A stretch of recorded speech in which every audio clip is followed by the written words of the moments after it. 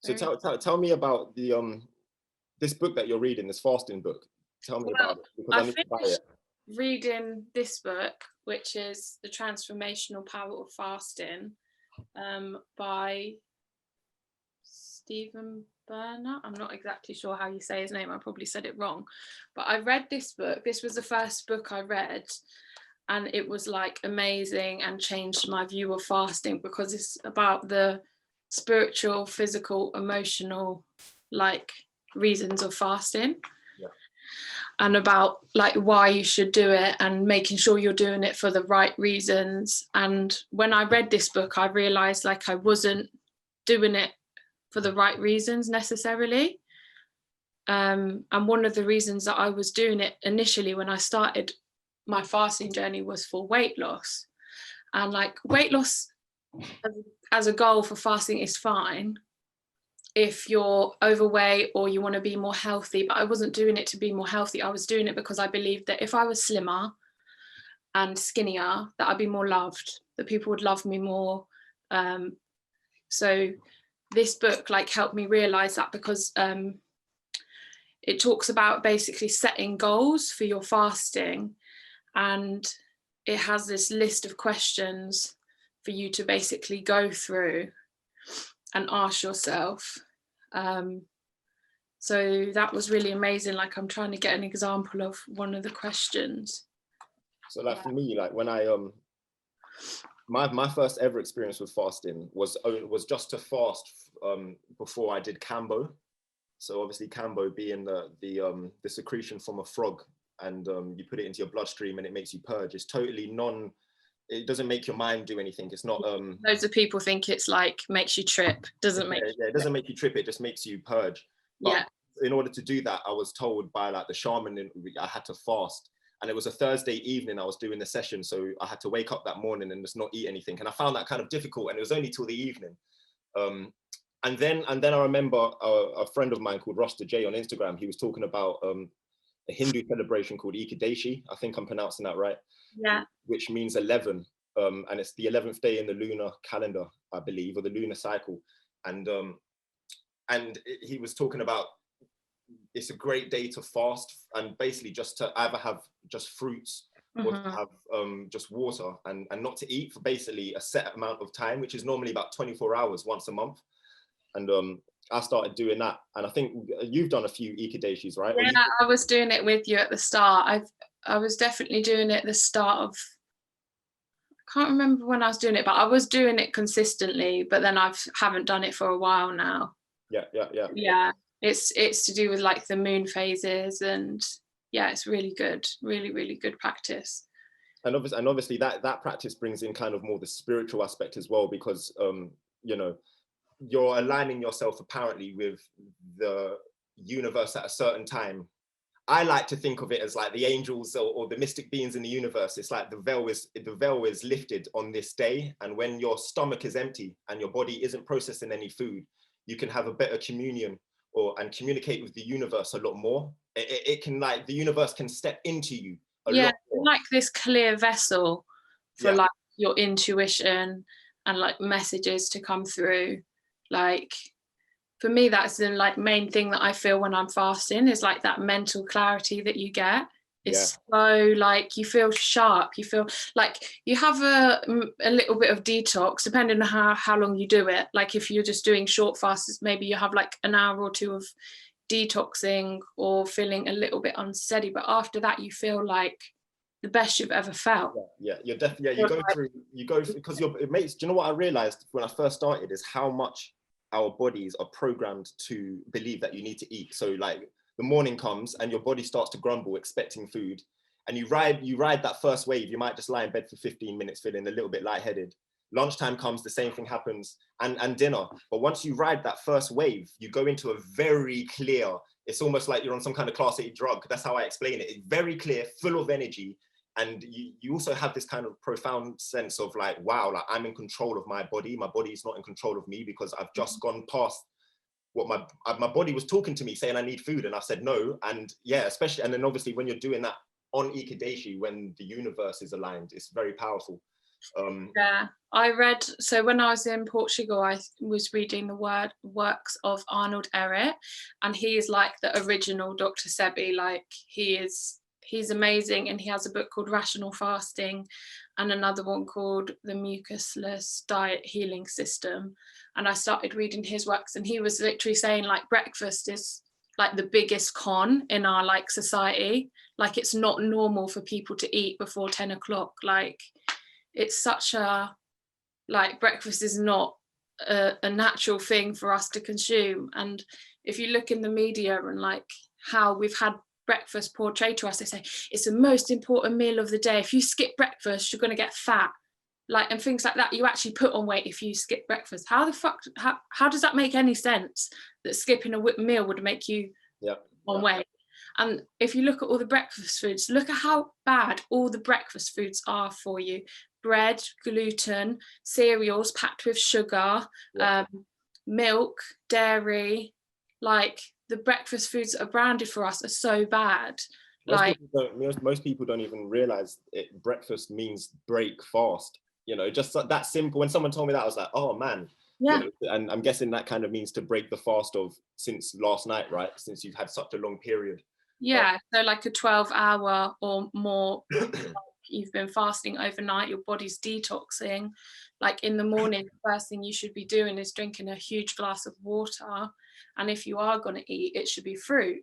Yeah. It should just be fruit on its own. It shouldn't be fruit with yogurt, fruit with granola, whatever. Like it should just be fruit. So if you are eating, like, because fruit passes through the body so quickly and it's so cleansing, like when your body is like a clear vessel and you fasted, like that's the best thing for you to eat, because it's going to be the best for your body. Body's actually going to be able to take all the minerals, vitamins, everything from that fruit and process it like the way it should. So yeah, breakfast is definitely like a modern day thing that we've been like pushed. Well, a lot of the things that we know, we have to unlearn in the West, because you know it's designed to make us ill. You know, I really want to encourage people to observe a fast with me on the 24th. I think it was like the 8th.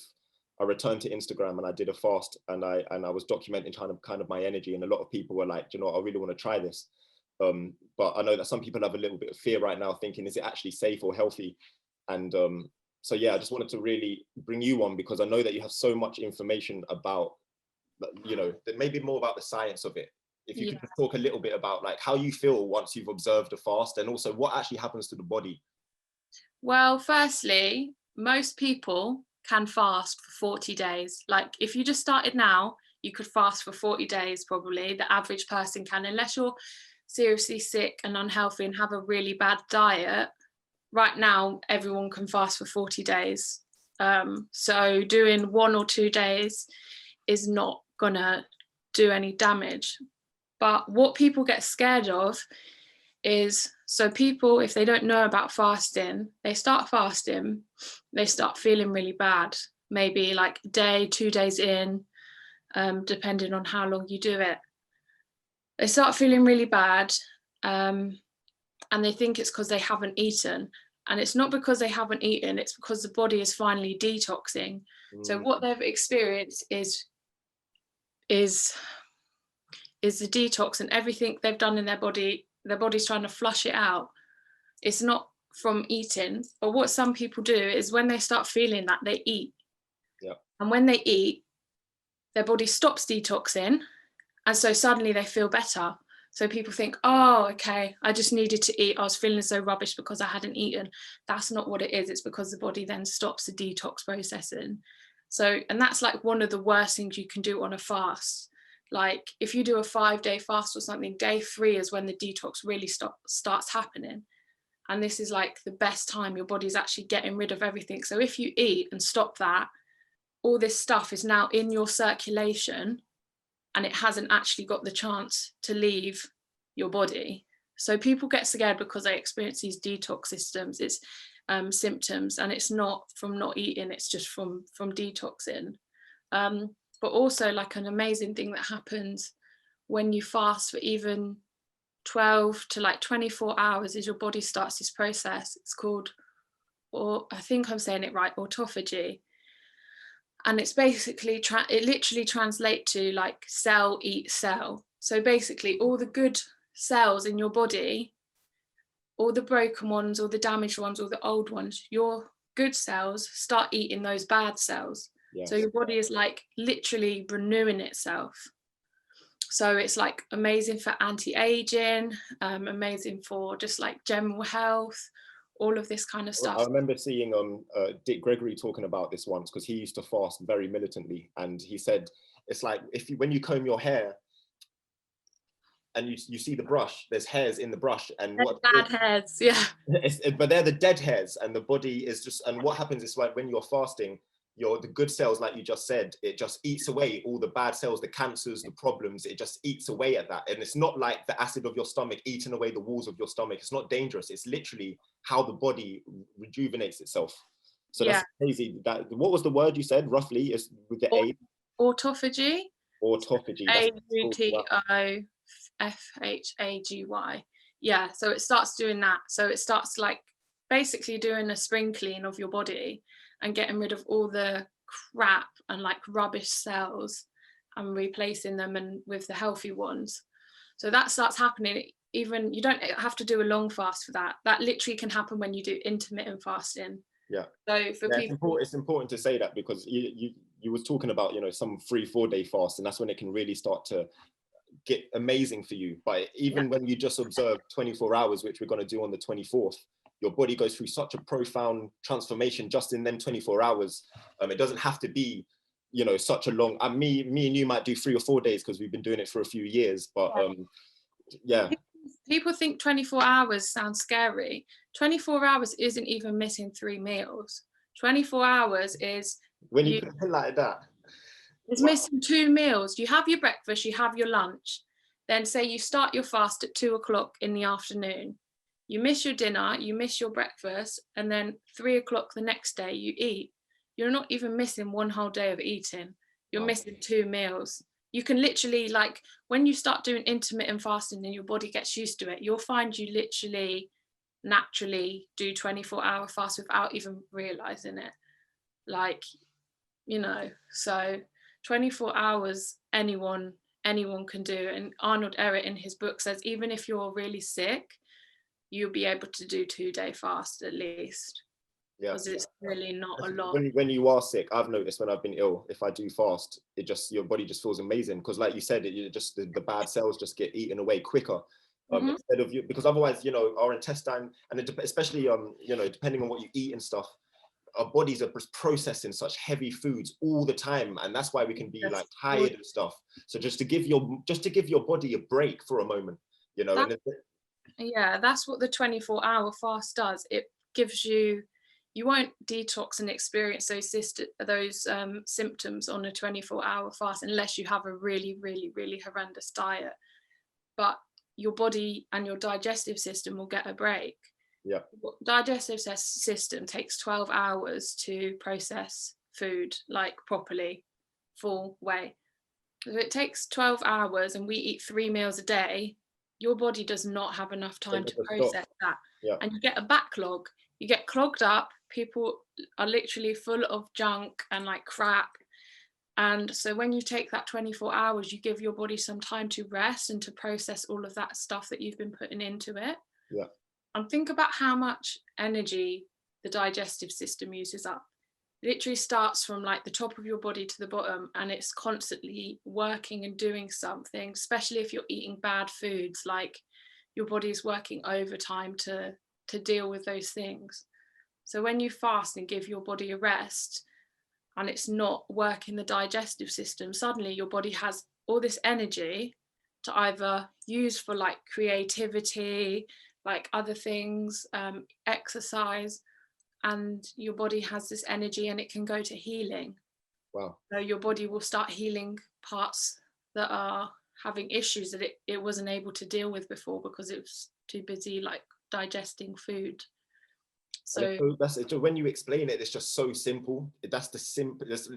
Let's not think about the spiritual or even the science. It's just literally giving your body a break, and especially if I think meat, isn't it? It's like 36 hours maybe. Fish is 12. Like Yeah. fruit, I think, goes through us in 4 hours. So fruit digests really quickly. That's why you should always eat it on like an empty stomach, and you shouldn't eat it with other foods. So yeah, fruit digests incredibly quickly, like compared to all these other foods. And fruit is the only like the food that doesn't form like mucus in the body. All other foods, grains, meat, fish, dairy, all of this, it causes mucus in the body, and this is like all the things I love. Illness. Yeah. Yeah. What's your diet like? Do you label yourself, or do you just eat what you feel you need to? Not anymore. So I've been vegetarian most of my life, because I decided to be vegetarian when I was like 6 years old. And then there was a period where I ate meat again when I was a teenager, and then I went back to being a vegetarian. And then after that, I was like, well, you'll know, I was like a militant vegan, like really, really strong. And then I got really into like the health side. Like I wasn't a vegan who ate loads of junk. I got really into like being super healthy, mostly eating fruit. But I've always gone through periods of like up and down with my diet. But when I went traveling in 2019, and I was traveling around Asia, although Asia has like amazing vegetarian and vegan food, I just found it too, like when I was going out to eat, I would never ever eat meat or fish, like never. But sometimes I'd go out to eat and I'd be served a meal and it would have maybe like egg noodles in or something, and I'd think like, I can't, like I'm just going to eat this person's made this meal for me. Like, so I wouldn't go and out and like eat a cheese sandwich or something like that, but if something's in my food and it's being served to me, like I'll just eat it. I won't go and buy cheese and eggs and like these things myself and cook them myself, but if somebody else is cooking them for me, like my mom's an amazing baker, like if she's made a carrot cake and it has a bit of egg in it, like I'm just still going to eat it, because I don't know, a lot of people wouldn't. You're flexible, basically. Yeah, I'm flexible. I would literally never eat meat or fish, and I do keep meaning to go back to how good I was with my plant-based diet. Yeah.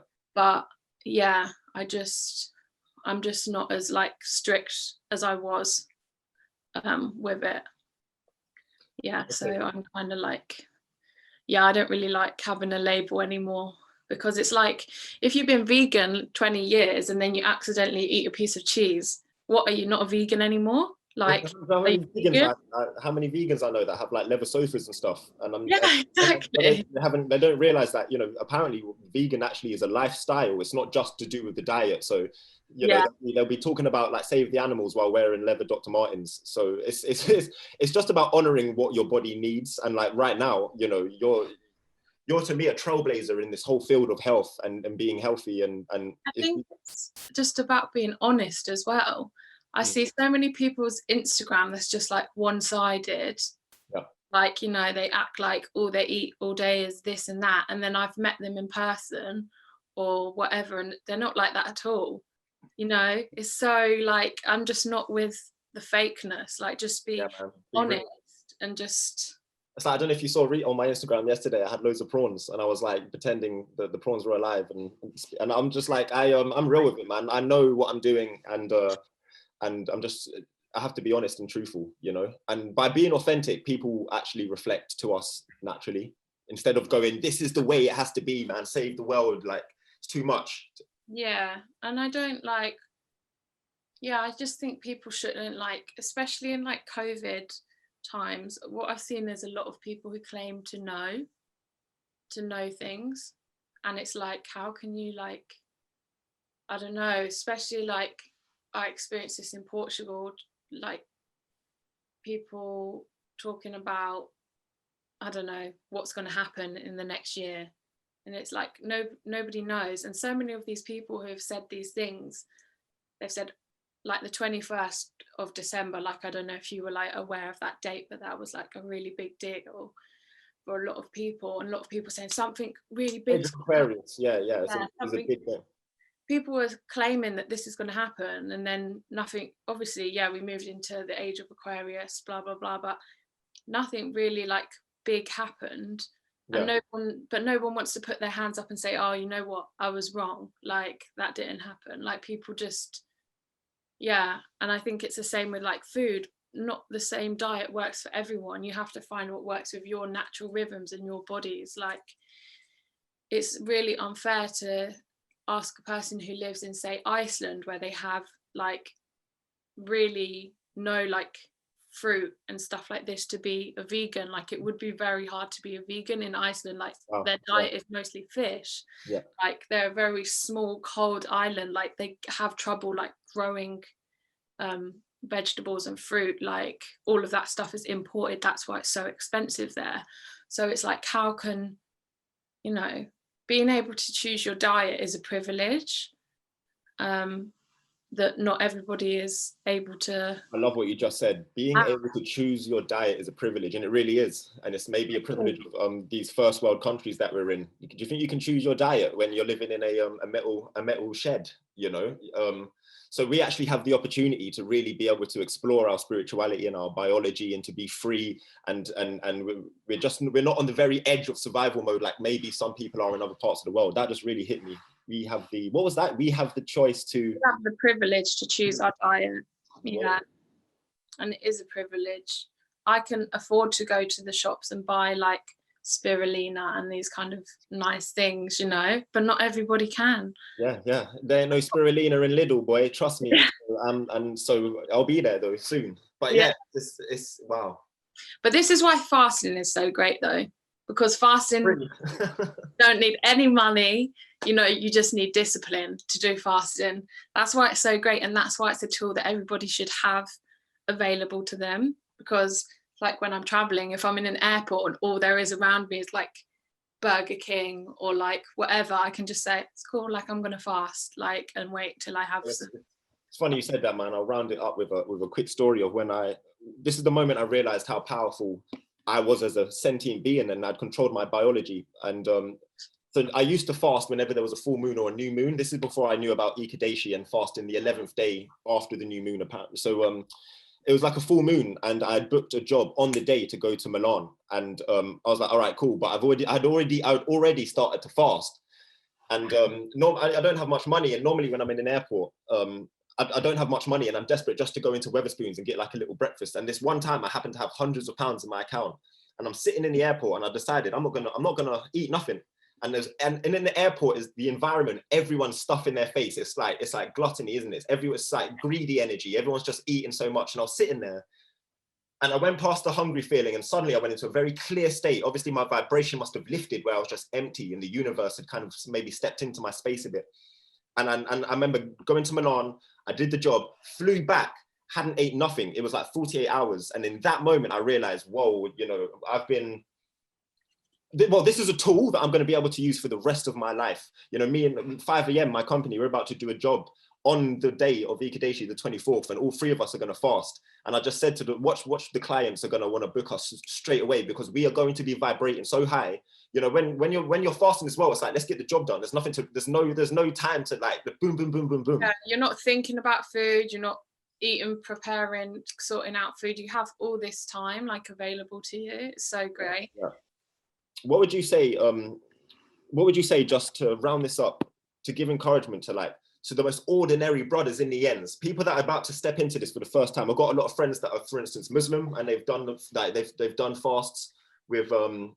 Is it Ramadan? Yeah, Ramadan. So they've done that, but obviously this is taking it to the next level. This isn't just fasting when the sun's up. This is the whole 24 hours, and maybe if you want to push it with me, 48. So yeah, any words of encouragement just to the most ordinary people? You can do as much research, and people can tell you as much about this kind of stuff as you want. If you look for stuff to support it, you'll find stuff. If you look for stuff against fasting, you'll find it.